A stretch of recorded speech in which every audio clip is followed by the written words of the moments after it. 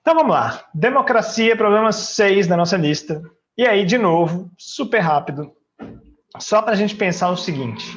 Esse está longe, mas muito longe de ser um problema, de ser uma questão lá no início da colonização. Né? Então já vimos que no início o poder político ele é extremamente concentrado na mão de um pequeno grupo que são os homens bons, chamados assim, péssimo nome, né? Mas que eram homens brancos, proprietários de terras, proprietários de escravos, são eles que dominam a política e ponto final. Né? Não tem muito o que falar, é ainda um modelo bem concentrador, bem mais do que temos hoje. Com o tempo, a gente vai vendo algumas mudanças, mas mesmo ali até o século XIX, é difícil a gente perceber assim o fortalecimento da ideia de democracia. Ela ainda aparece bem frágil. Quando ela aparece, ela não quer exatamente significar o que a gente pensa. Falar em sufrágio universal, né, na ideia de um governo do povo, assim, de forma mais radical, né, como a gente fala hoje, digamos assim, era algo bem fora do radar, assim, né? Então, mesmo nas nações mais desenvolvidas, não existe ainda essa proposta com tanta força. Ela vai se consolidando assim ao longo do século XIX e chega, digamos que o auge, né, embora também o auge da crise dela, mas o auge da ideia de democracia é o século XX, o final do século XX principalmente. Então vamos de Brasil independente, né? Assim, vamos só entender como é que estava estruturado aí esses sistemas eleitorais, né? Uma coisa para a gente ter em mente, vou falar isso algumas vezes aqui em alguns contextos diferentes, mas democracia, ela não é só procedimento. Existem visões, né, teóricas que até entendem assim, mas via de regra, eu particularmente não entendo democracia só como uma questão procedimental. Você vai lá, de tempos em tempos faz alguma coisa, né, elege alguém, bota seu voto e ponto final. É um conjunto mais complexo de coisas. Mas, digamos que o procedimento é o mínimo. Né? Então, se você não tiver uma estrutura, um sistema político, eleitoral minimamente estruturado, que inclua as pessoas, então não dá nem para pensar muito além disso, assim, do ponto de vista de democracia. Você pode pensar em outras coisas, mas democracia, vamos pensar aqui que o ponto de partida é esse, né? É um sistema eleitoral que inclua as pessoas, que permita, de fato, uma participação popular. Então, vamos começar olhando para isso. 1824 é a nossa primeira Constituição, né? Independente ali em 1822, então a Constituição de 1824 vem definindo uma série de coisas, como a manutenção da escravidão, a manutenção da coroa, né, da monarquia, enfim, estruturando todo o sistema político daquele período. E dentre as coisas que essa Constituição traz, está lá, voto censitário. Então, o que isso significa, né? Eu às vezes escrevo censitário com cifrão para já ser mais intuitivo. O censitário é que você precisa de renda para votar. E mais, precisa de renda para ser votado.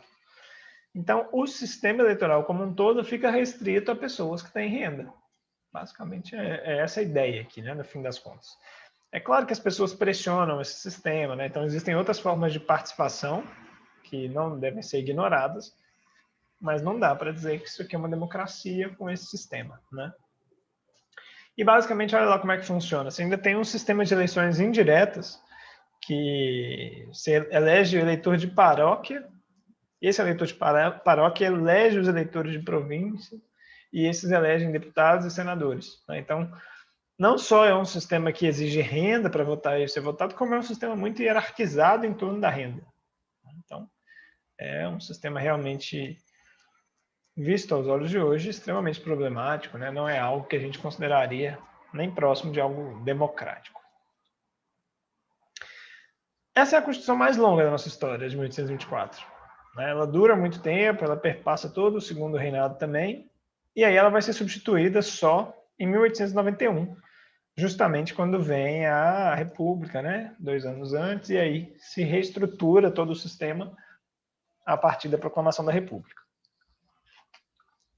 O que vai vir, então? Primeira coisa interessante, fim do voto censitário.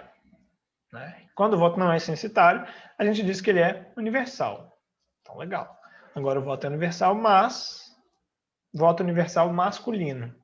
Então, isso é um problema importante, né? Que apesar de ter, a gente pode pensar que é um sistema que foi colocando gente para dentro, né? Então era o voto censitário, agora você tirou o critério renda, então você botou gente para dentro, ainda assim é um sistema que deixou muita gente de fora.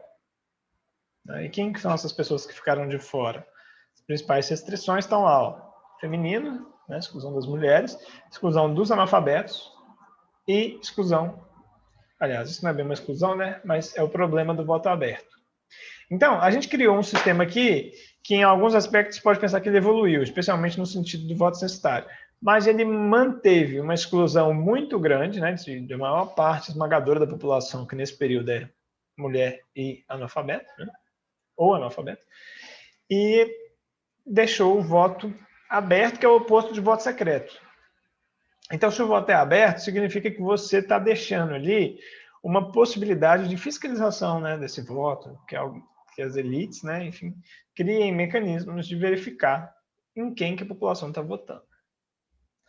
É um problema que nos leva, basicamente, né, a uma série de problemas da Primeira República. Né? Vamos falar sobre elas, mas antes eu queria deixar aqui essa reflexão, que eu acho ela importante. Assim, nós vamos ver isso em diferentes momentos aqui ainda, mas essa questão de nomenclatura, em quase tudo, né? Mas em história, em política, elas têm um sentido muito complicado. Assim. A gente aprende, muitos aí devem ter aprendido, que é a República Velha.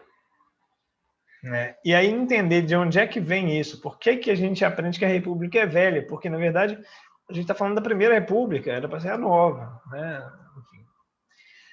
Enfim, em tese não faz sentido a gente tratar desde o início lá chamando a República de velha. Né? Mas isso são construções que são feitas posteriormente. Né? Então a República passa a ser chamada de velha por aqueles que estão criticando ela já no final dela e depois lá por Vargas, né? Que aí vai chamar o Estado dele de Estado Novo, né? Em oposição ao que era velho. Então essas construções teóricas, né? Essas conceituais, elas são importantes. A Heloísa Starling e a Lia Schwartz, elas reforçam muito isso, né? Olha, melhor optar por Primeira República, porque Primeira já mostra para a gente que tem o lado bom e o ruim do seu início. Né? Ela tem ali aspectos problemáticos, aspectos promissores, e isso cabe dentro da ideia de Primeira República. República Velha reduz o período inteiro a algo decadente, né? A algo ultrapassado, que também não é bem uma forma muito apropriada de tratar desse período. Então, só deixar aqui essa reflexão para a gente evitar, né? Eu diria assim, evitar o uso de República Velha, apesar de ser a forma como muitos aprenderam, né? Mas eu acho que é prudente evitar. Mas ok, sabemos, né, que essa Primeira República teve problemas, né? Então, coloquei aqui algumas questões que se destacam quando a gente fala desse período. De um lado, uma certa desestruturação institucional, né? Então não existe justiça eleitoral, não existe elementos que garantam uma certa estabilidade para o país, né? E isso se soma a outros elementos, como que a gente convencionou chamar de voto de cabresto, coronelismo, clientelismo. Então, no conjunto, a gente acaba que olha para esse período e não vê aí democracia. Né? Assim, você tem o direito a voto ligeiramente expandido com a Constituição, mas a prática política, a forma como se estrutura todas essas relações, não mostra para a gente um cenário de avanço, né, de evolução democrática. Então, vamos entender assim, esses elementos, esses problemas estruturais, institucionais, eles servem para a gente compreender, talvez, que não havia um sistema democrático. Mas não pode ser suficiente para a gente tratar de forma depreciativa todo o período. Né? Acho que essa é um pouco essa a ideia. Então, a Primeira República não tem um desenho exatamente democrático. Ela sofre de práticas problemáticas na política institucional, embora exista uma série de movimentos sociais, revoltas que vão eclodindo e que são muito importantes também, né, para entender o período. Mas o nosso foco é mais pensar nessa estruturação que não é democrática. E vai além, olha lá. Se a gente pensar para além da questão institucional, o próprio trato que é dado a vários movimentos que aparecem durante a Primeira República, eles escancaram para a gente como que não se trata de um período democrático. Então, destaquei aqui 3 revoltas, são várias revoltas que acontecem durante a Primeira República, mas só para citar 3 delas, né? Olha, Canudos, um vilarejo que é, enfim, que é tratado como inimigo, né? Que trava guerras contra Canudos, várias guerras contra Canudos, até derrotar, né? E desfazer mesmo toda a construção ali. Revolta da Vacina, que por muito tempo a gente tratou como se fosse só uma ignorância das pessoas, né, que não desconhecem a importância da vacina. É até curioso falar isso em meio a toda a polêmica da vacina do coronavírus, mas na verdade era mais que isso, né? É uma revolta que escancara para a gente a arbitrariedade, a postura autoritária de lideranças que queriam impor uma vacinação sem que a população conhecesse exatamente os efeitos disso. Por último, assim, só nessa lista de exemplos, né, mas a revolta da Chibata, que é uma revolta que mostra, eu acho que tinha uma imagem dela na aula sobre racismo, né, mas que mostra lá as persistências, né, desses mecanismos escravocratas, das punições físicas muito severas aos marinheiros, a maioria deles negros, né. Então, isso aqui tudo mostra para a gente isso, assim, olha, é um cenário em que não há ali de fato uma estrutura democrática. Né? Houve uma expansão dos votos, limitada, mas houve. Fora isso, ainda não é possível pensar que esse período é uma democracia. E aí uma frase do último presidente, né, da Primeira República, o Washington Luiz, e essa frase famosa, né, muito associada à sua figura, que é essa questão social, é um caso de polícia. É assim que era tratado nesse período. Daí, olha onde é que nós voltamos novamente. Vargas.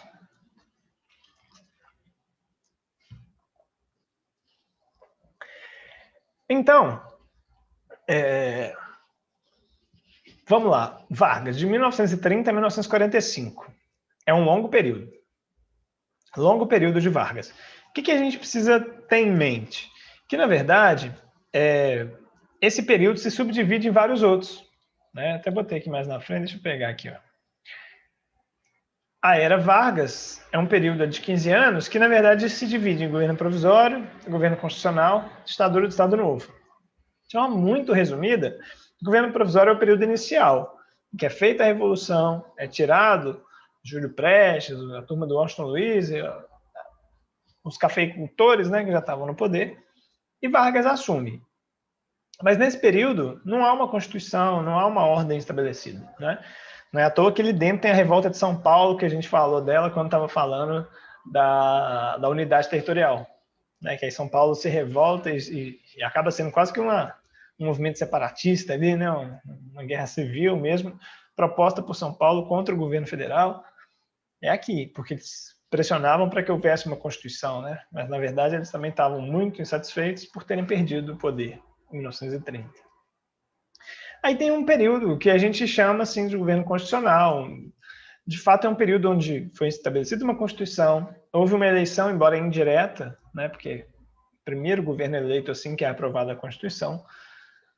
Então, Vargas foi eleito e ele é um período que a gente poderia discutir, né? Se é um período democrático, um período republicano, governo constitucional.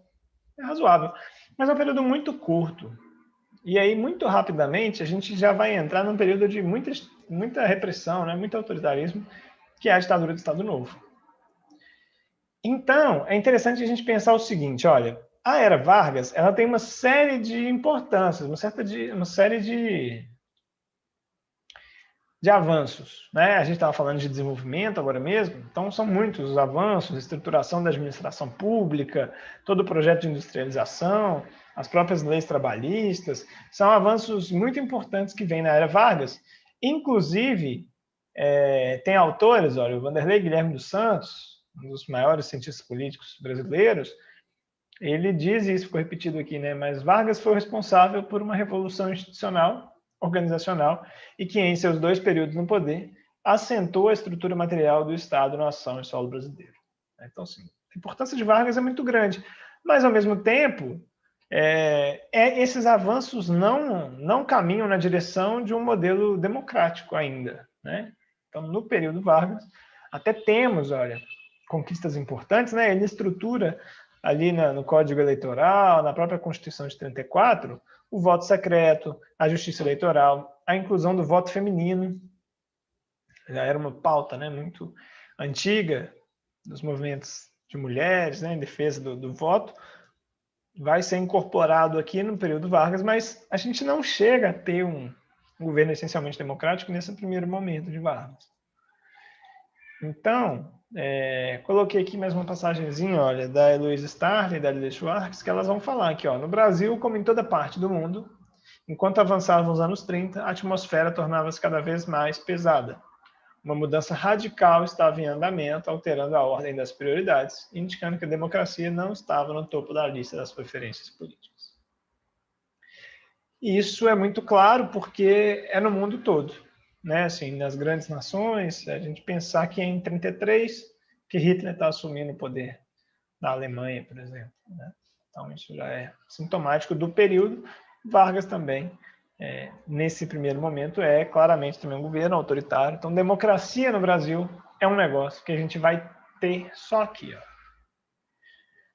Só no período de 46 a 64 que a gente vai conseguir ver de fato, ainda que com questões, né, para serem discutidas, mas aqui de fato a gente vai viver uma experiência democrática.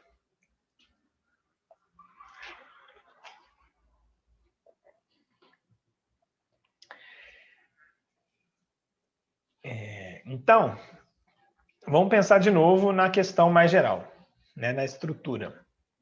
Nesse período, a gente vai ter o voto continua universal, né, ou seja, não tem voto censitário, mas ele agora, então, inclui também as mulheres, né, que era um problema que a gente já vinha falando, que existia anteriormente. Então, legal. Agora, então, temos as mulheres incluídas, e isso é uma coisa importante.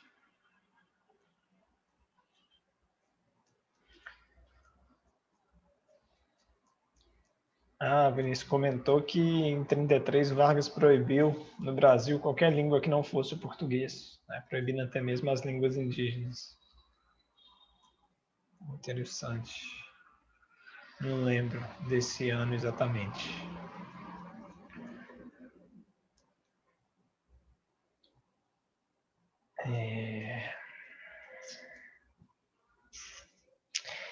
Então, beleza. Então, 46 e 64 começa um sistema eleitoral mais propriamente democrático, em que a gente tem voto universal, masculino e feminino.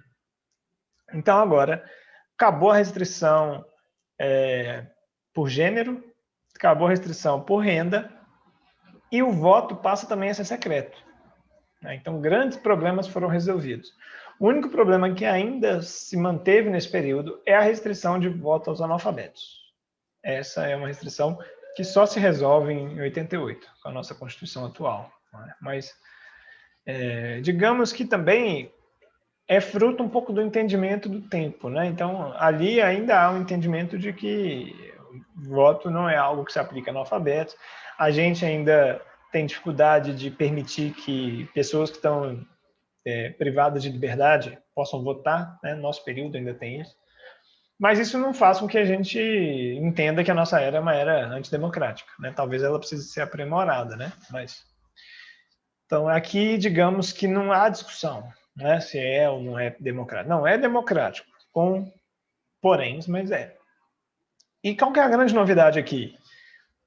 Se é democrático, a primeira experiência real ali, os partidos vão ter que disputar voto popular.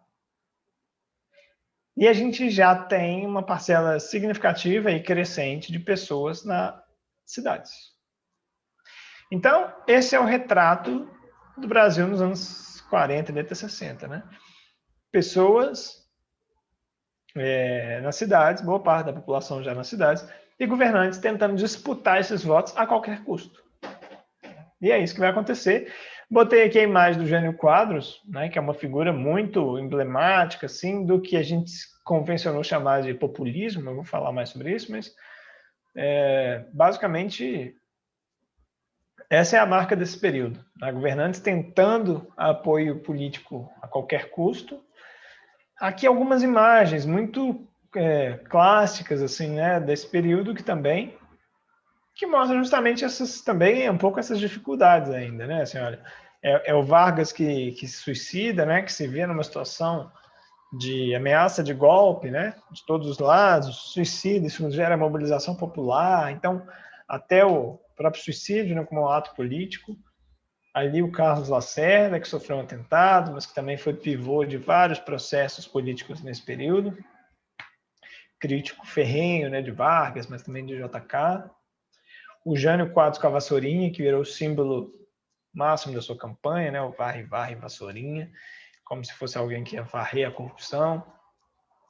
O Jango ali com as reformas de base, né, e os trabalhadores nas ruas dizendo que defenderiam as reformas dele na bala, né, se fosse necessário. Então, é um período muito tenso, cheio de momentos complicados, né, esse momento especialmente da morte do Getúlio, depois quando o JK vai assumir, acontece uma tentativa de golpe também, né, e aí JK quase não assume, mas o general Lott garante a posse de JK.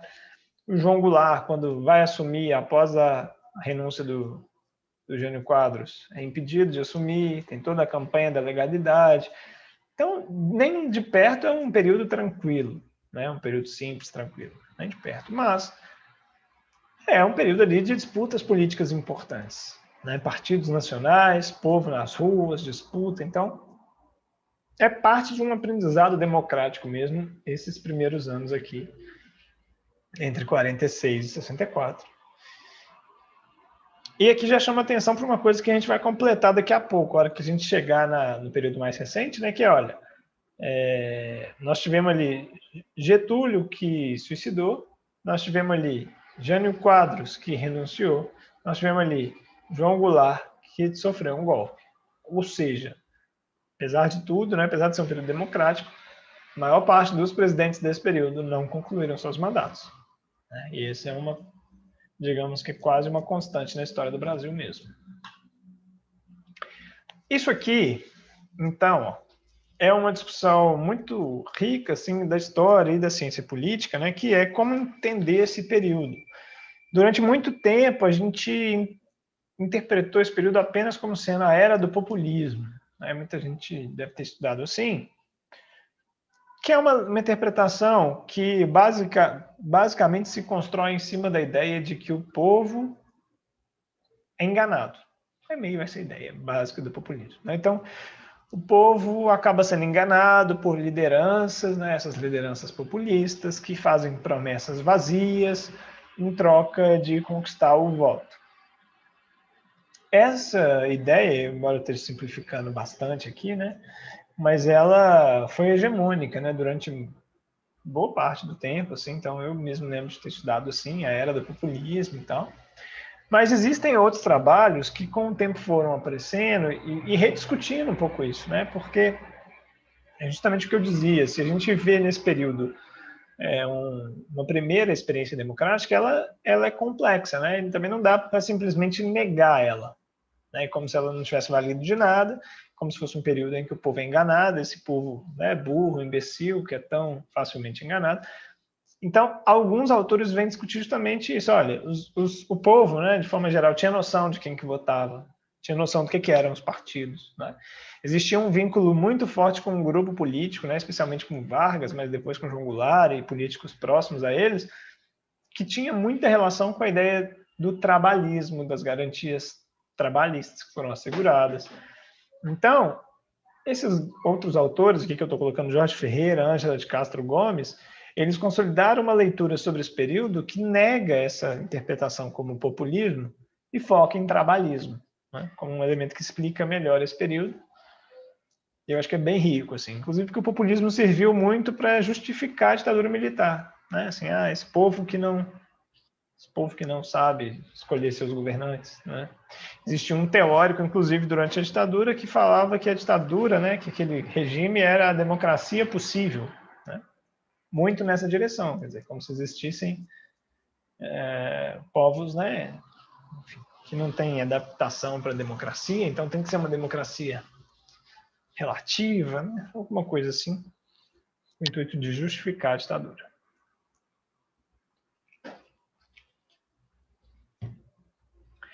Bom, chegamos na ditadura, e aí, o que a gente vai ver? Basicamente,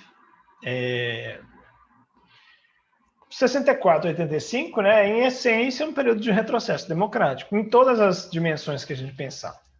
Né? Não tem discussão, né? Embora tenha pessoas que queiram levantar a discussão, mas do ponto de vista historiográfico, assim, né, e mais científico mesmo, não existe discussão, assim. É um período de restrição à liberdade de imprensa, de restrição à liberdade de expressão, né? De direito de voto também, né? Em vários sentidos ele é limitado. Você tem a cassação de mandatos parlamentares, você tem o fim, né, da eleição direta para presidentes da República. Então, são várias ações, né, que conjugadas fazem desse período um grande, talvez seja um pouco exagero, mas um grande teatro, né, assim, do ponto de vista democrático, como se houvesse ali uma simulação de um livre jogo do Congresso, né, quando havia, né, porque o Congresso também chegou a ser fechado, né, nos períodos máximos de repressão.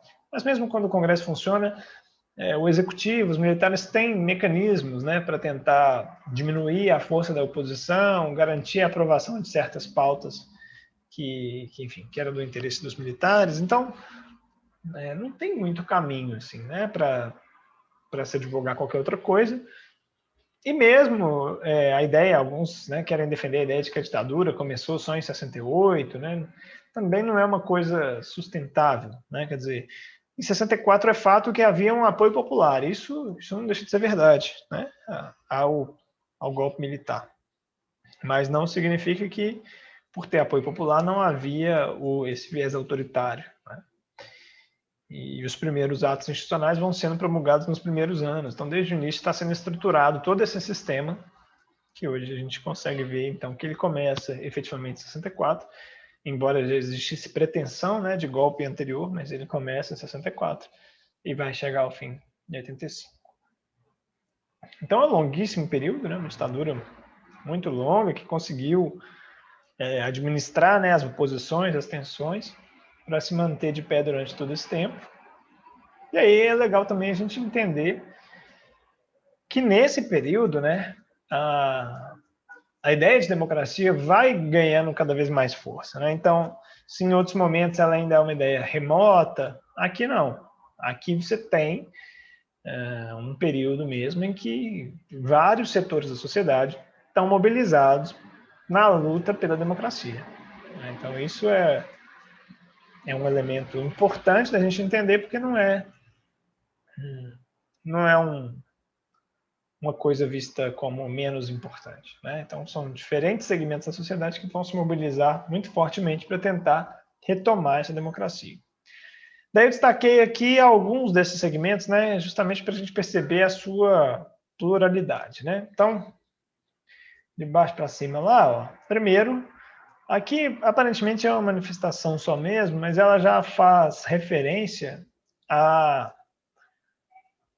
contribuição dos artistas, né? Então, amanhã vai ser outro dia, uma frase, né, quase um hino mesmo, do Chico Buarque, assim como vários outros que escreveram músicas, fizeram músicas com esse intuito, né, de contribuir na luta pela democracia, ou, como ficou conhecido também, fizeram músicas de protesto, né, contra a ditadura.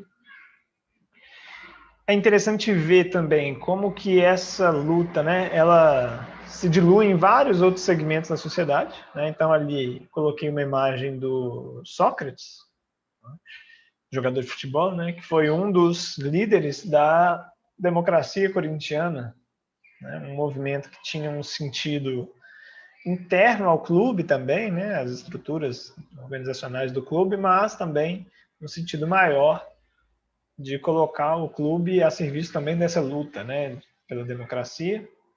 Então, uma coisa bastante relevante também, né, uma cultura popular, o futebol, Corinthians um clube muito grande, uma torcida muito grande. Então, são agentes importantes nesse processo. Aqui ao lado é o Lula ali, né, mas é o Lula sindicalista, né? Então, essa é uma outra frente que tem muita força já nos anos finais da ditadura, que são os sindicalistas lá do ABCD paulista, né? E o Lula desponta como uma liderança desses sindicalistas. Mas é esse conjunto que está fazendo também uma oposição ao regime, que está fazendo greves, né? Que está contestando a ordem colocada ali. E, por último, a dinâmica mais institucional, né? Então, claro, está tendo, digamos que está tendo resistência, né? Luta por democracia na sociedade, em vários campos, e também na esfera estritamente política. Então, aqui são dois dos nomes mais destacados, né? Quando a gente fala da transição, da redemocratização, que é Ulisses Guimarães e Tancredo Neves. Ulisses acabou sendo o responsável por presidir a Assembleia Nacional Constituinte, promulgou lá a Constituição de 88, né? Na live sobre a nova república eu coloquei até alguns trechos lá do discurso dele, depois dá uma olhadinha no YouTube lá.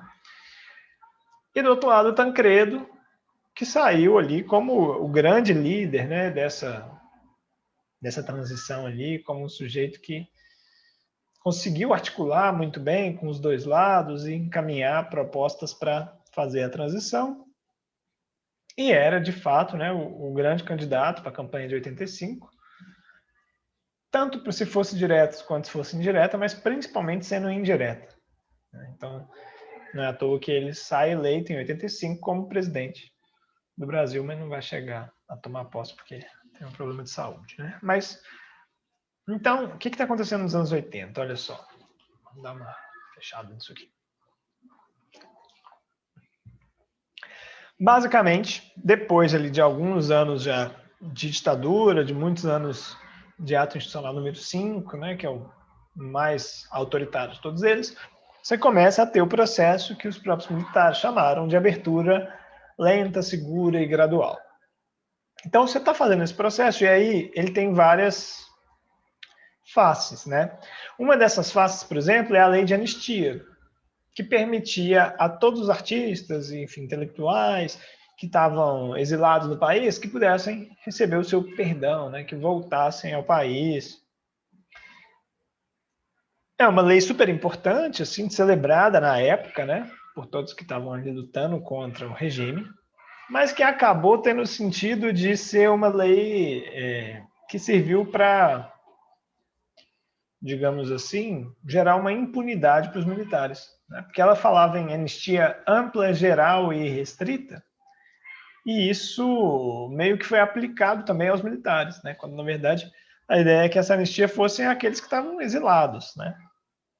E tem toda uma disputa jurídica em torno disso, mas até hoje se entende, via de regra, né? Os tribunais decidem por entender que essa lei deve ser aplicada também aos militares, então a gente fica numa situação que os militares saíram desse regime tão agressivo, tão autoritário, sem, digamos, pagar pelos seus crimes, sem responder, né? Mas aqui, nesse momento, ela é uma lei importante, assim, ela é vista como uma lei que está no caminho da redemocratização. Aí vem a emenda Dante de Oliveira, que ficou conhecida como a emenda da Diretas Já, que justamente propunha isso, né, que em 85 já houvesse eleições diretas para presidente, assim como haveria para governador e para outros cargos, mas depois de uma mobilização gigantesca, né, movimentos de rua assim, muito importantes, a emenda acaba não sendo aprovada. Então, garante mais um passo, né, ali que as eleições seriam indiretas e que isso daria aos militares algum peso, né, porque eles teriam ainda alguma representação no Congresso e eles votariam, né, com certo peso para decidir quem seria o próximo presidente. Vem a eleição, Tancredo vence, tendo Sarney como vice, morre até onde se sabe só mesmo por questões de saúde, Sarney acaba sendo o primeiro presidente, alguém que era também muito ligado à ditadura, foi muito ligado à ditadura durante os anos anteriores, né?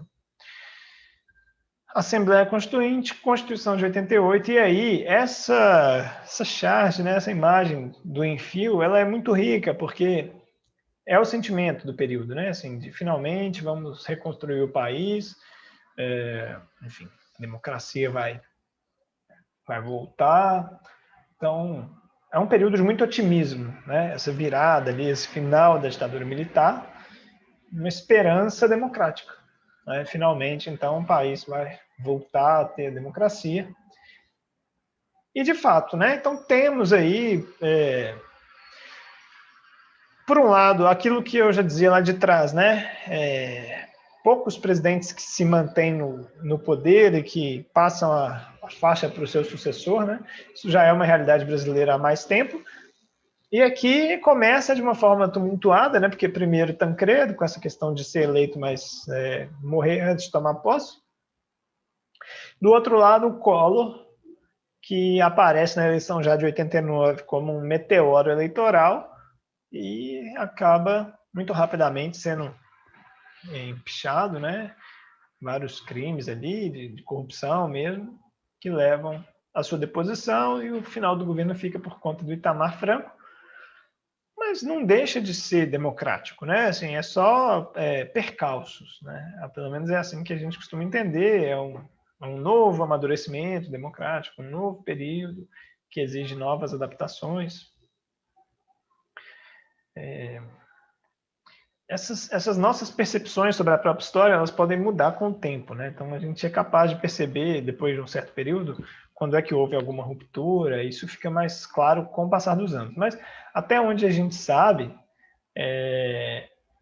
a gente tende a entender também que aqui não há grandes prejuízos à democracia com impeachment de Collor, né? Até porque há uma grande convergência nacional em torno do seu impeachment.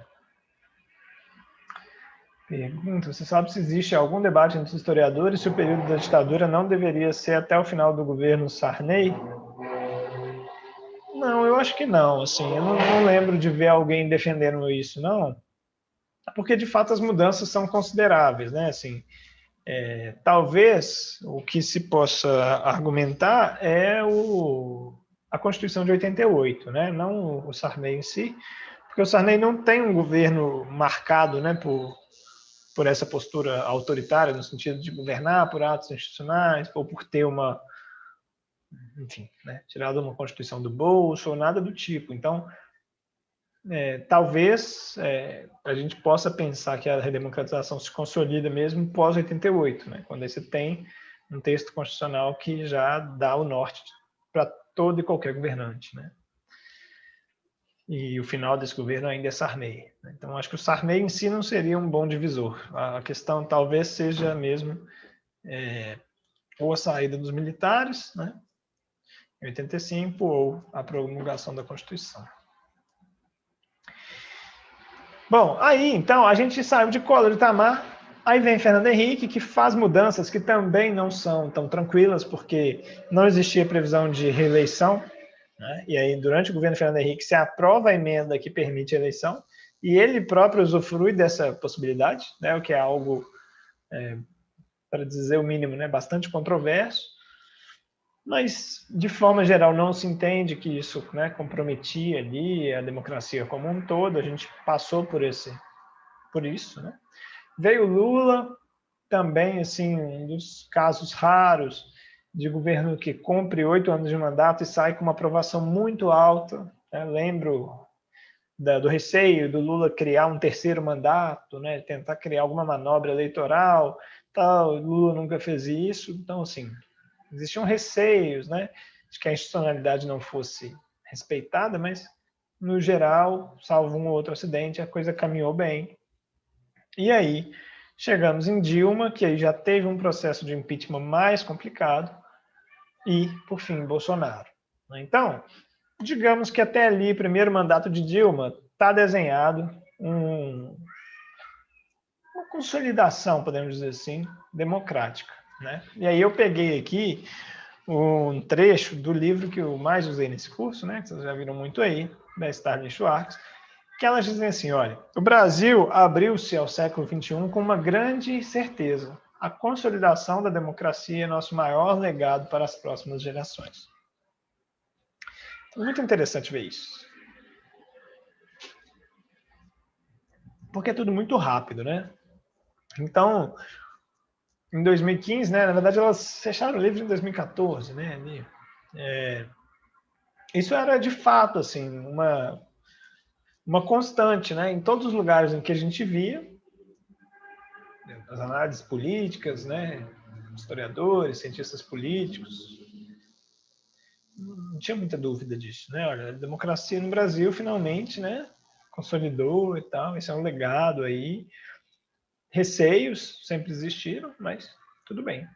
Tinha no horizonte ali a memória recente de 2013, né? Mas que também era narrado como um episódio que reforçava, né, esse aspecto democrático. E vida que segue, né? Então, ali esse era o legado, ainda tinha que resolver o problema da república, né? Elas diziam, mas da democracia a gente, digamos, está resolvido, né? Era quase isso. E aí, 3 anos depois, ainda é a mesma edição do livro, mas elas lançaram um novo pós-fácil, né? Um novo pós-escrito aqui, que é até engraçado, porque é isso, assim, né? É um olha, erramos, né? Então, elas fizeram questão de lançar esse novo pós-escrito, é até gratuito para ler, né? Quem quiser na Amazon lá, consegue ler bonitinho por isso, porque é uma coisa assim, olha, galera, ali a gente tinha uma leitura que, né, todos os dados nos mostravam aquilo, então a gente afirmou, mas nos enganamos, né, na expectativa um tanto eufórica de prever que o país havia, enfim, assentado o rumo da sua experiência democrática. E aí tá falando, ó, alguma coisa deixou de funcionar entre 2015 e 2017. Né? E aí, realmente, a gente tem um conjunto de elementos que, para algumas pessoas, vai justamente começar em 2013. Né? E aí, isso é uma disputa, né? Enfim, uma interpretação que ainda está em curso. Eu, particularmente, não acho que, né, essa coisa do germe da serpente de 2013, eu não vou por esse caminho. Tem elementos internacionais, né? E aí, esse curso sendo atualizado em tempo real aqui, né? Essa imagem dos supremacistas brancos invadindo o Congresso no primeiro dia desse curso, né? na quarta-feira. Então já estamos atualizados aqui com essa cena patética. Desculpem se vocês têm algum apreço por essas figuras, mas eu considero patéticas. Tomando, né? Enfim, tentando tomar de assalto o Congresso num ato que parece quase chiliquento, né? De quem não aceita uma derrota política, enfim. Mas esse ato aqui, ele também ele já vem numa reta final até, né, da era Trump, que é um dos elementos aqui que a gente pode pensar numa conjuntura internacional mais ampla, que passa aí pelo Brexit, pela eleição de Trump, né, pela ameaça de candidatos de extrema direita com esse discurso tão problemático e antidemocrático, né, na própria França, Turquia, Polônia, Hungria. Então, assim, vários países viram esse risco, né, da ascensão desses governos, desse tipo de discurso. Outros países, de fato, passaram a ser governados, né, por essas lideranças. Filipinas, sim, boa, exatamente. Pegando aqui esses países mais europeus, né, que acabam que têm uma relevância, mas na América Latina dá para voltar um pouco e pegar experiências no Peru, né, a própria Venezuela é repleta de discussões. Enfim, existe aí, então, nos últimos, de fato, né, nos últimos 5 anos, talvez, um movimento que ganhou muita força. Né? Alguns já vêm um pouco antes, mas nesse período isso acontece. E aí, a hora que a gente contrasta com o Brasil, a gente vê justamente que uma série de pequenas ações, né, mas nem tão pequenas, enfim, que talvez tenham caminhado nesse sentido aqui. Primeiro, lá, esse é um dos elementos, né, que muitas pessoas já colocam como um ponto inicial aqui, a recontagem de votos pedida pelo Aécio Neves. Tem uma uma literatura que eu nem gosto muito, mas ganhou muita força nos últimos anos, que é Como as Democracias Morrem, né? Um livro virou um clássico rapidamente, eu acho, do Steven Levitsky. E ele fala um pouco disso aqui, assim, né, dos limites que são os limites não escritos, né, das constituições, do jogo político. Então, você tem um limite que ninguém pede recontagem de voto, né? Assim, isso é uma novidade aqui, sabe? Assim, você sair de uma eleição e ao invés de reconhecer o resultado e pacificar as oposições, você acirra essas tensões, né? Pedindo recontagem, sugerindo que já ali alguma fraude ou coisa do tipo, né? E isso já anunciava também uma oposição que seguiria muito firme até 2016, né? Quando final de 15, início de 2016, quando começam todos os procedimentos para fazer o impeachment da presidente Dilma, que para muitos, né, e juridicamente é algo já bastante quase pacificado mesmo, né, que não havia base jurídica para aquele impeachment, né, então daí a ideia de compreendê-lo como um golpe. No meio disso aqui, né, mais um exemplo aqui dessa deterioração, uma liderança política importante como Marielle Franco sendo assassinada, né, que traz por trás também todo o peso das milícias, né, a situação do Rio de Janeiro em especial, mas isso aqui mostra para a gente essa deterioração democrática, né, digamos assim. Catimba política, o S. Neves, né? Catimba política, faz sentido. E aí a gente chega em 2018, que é um ano bastante complicado, né, em vários aspectos, e aí começa o ano, logo tem a prisão e a consequente inelegibilidade do ex-presidente Lula, que era quem liderava as pesquisas eleitorais, né, e aí o campo de esquerda, especialmente o Partido dos Trabalhadores, finca o pé em denunciar essa ilegalidade, né, e reafirmar Lula como candidato até o último instante. Do outro lado, Bolsonaro começa a crescer, vem a questão da facada também, que claramente é um ato que não contribui, né, para o livre jogo democrático aqui. E desde a eleição de Bolsonaro, a gente vê uma série de práticas, de discursos. Na pandemia, a coisa fica mais gritante ainda. Então, a gente está diante realmente de um cenário que mudou drasticamente, né? Não só mudou por conta de uma mudança de projeto político, né, ou de um governo de centro-esquerda para um governo de centro-direita ou de direita. Não é só isso, né? Mas é um pouco mais do que isso, porque a democracia realmente vai sendo colocada em risco, né?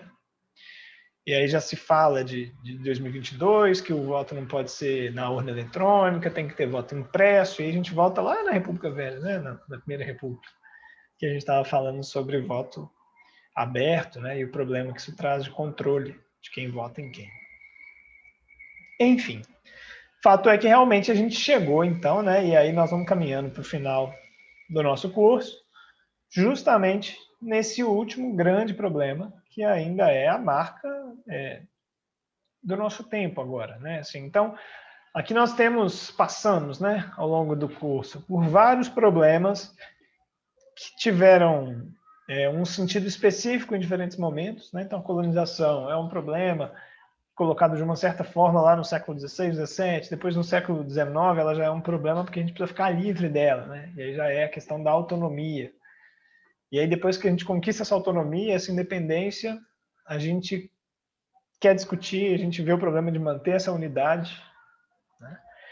A escravidão atravessa tudo isso, né? Toda essa história atravessada pelo problema da escravidão, do racismo. E aí, chegando hoje, a gente trabalhando o problema do desenvolvimento, né? Que, querendo ou não, é também uma saída para resolver vários outros problemas, né? O problema da dependência, mesmo essa questão da desigualdade social, dos problemas sociais.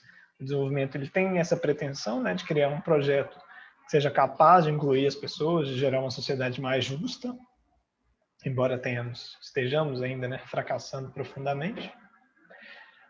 E agora o problema da democracia, que é um problema que repleto de idas e vindas, né? Então a gente passou por momentos de experiência democrática, de retrocesso, outros novamente democráticos, e agora é visível que a gente está num período de retrocesso democrático, né? Não só no Brasil, é um fenômeno de novo também global, Talvez agora a derrota de Trump abra um horizonte para uma retomada de uma democracia, pelo menos nos moldes mais liberais, mas tudo ainda muito incerto, né? Então não vou nem me arriscar a falar muito sobre o que é que está por vir, mas fato é que hoje um dos grandes problemas que se coloca nos grandes jornais, nos grandes pensadores do Brasil é a democracia, né? Inclusive, muitas vezes colocado esse problema acima de todos os outros, né? Então, muitas vezes se fala de formar uma frente ampla anti-Bolsonaro, né? O que isso significa? É juntar grupos que têm diferentes projetos de desenvolvimento, diferentes visões sobre política, sobre economia, no mesmo pacote para resolver esse problema, né? Associando o Bolsonaro especialmente à questão antidemocrática, né? Então, estamos, em alguma medida, lá de volta a alguns aspectos que vivenciamos lá nos anos 80, né? De tentar retomar uma normalidade democrática após um período de retrocesso. Acho que esse ainda seguirá como um dos maiores desafios aí nos próximos anos, meses, não sei. Aqui, para a gente encerrar, algumas indicações, mas aí realmente assim, elas são só introdutórias, só porque tem debates muito profundos aqui no meio de tudo que a gente conversou. Debate sobre desenvolvimento, eu coloquei aqui dois livros, né? Um do Celso Furtado, que é um grande teórico do nacional desenvolvimentismo, que a gente comentou, e do outro lado, Fernando Henrique e o Enzo Faleto, que construíram um pouco aquela dissociação entre dependência e desenvolvimento. Esse livro é um clássico muito em função disso, né? De separar esses dois problemas, digamos assim. Mas, enfim, tem todo um debate por trás disso tudo, mas duas indicações preliminares ali. E sobre democracia, está tudo muito quente, né? A gente tem vários teóricos tentando entender. O próprio Vanderlei Guilherme dos Santos, que eu disse que é um dos grandes, né? Talvez o maior cientista político brasileiro, faleceu recentemente agora, mas chegou a escrever um livro sobre a democracia impedida no Brasil. Teóricos lá fora, né, Yashaman, o Levitsky, que eu disse, estão tentando entender um pouco esse processo, né, de retrocesso democrático, e muitos deles a partir da própria democracia, né, por isso a ideia do povo contra a democracia. Tem esse livro de ensaios de vários historiadores, cientistas políticos, Democracia em Risco, 22 ensaios sobre o Brasil, que foi escrito logo depois da eleição, eu acredito, em 2018 mesmo. Ele já, em 1º de janeiro de 2019, ele já foi lançado, que é interessante. Mas ainda não há nenhuma obra, eu acho, completa sobre o tema. São tentativas de explicar a quente ainda, né? No meio do processo. Ok. Falei muito mais uma vez, né? Essa é a regra. A regra é eu falar muito, né? Não, bacana. Na verdade, eu que tenho que agradecer, né? Obrigado vocês aí pela paciência, pela companhia aí. Foi um prazer, é a primeira experiência desse curso, né? Certamente virão outros posteriormente. E foi um prazer, um aprendizado para mim também muito grande, todo esse processo de elaboração, de execução desse curso por aqui.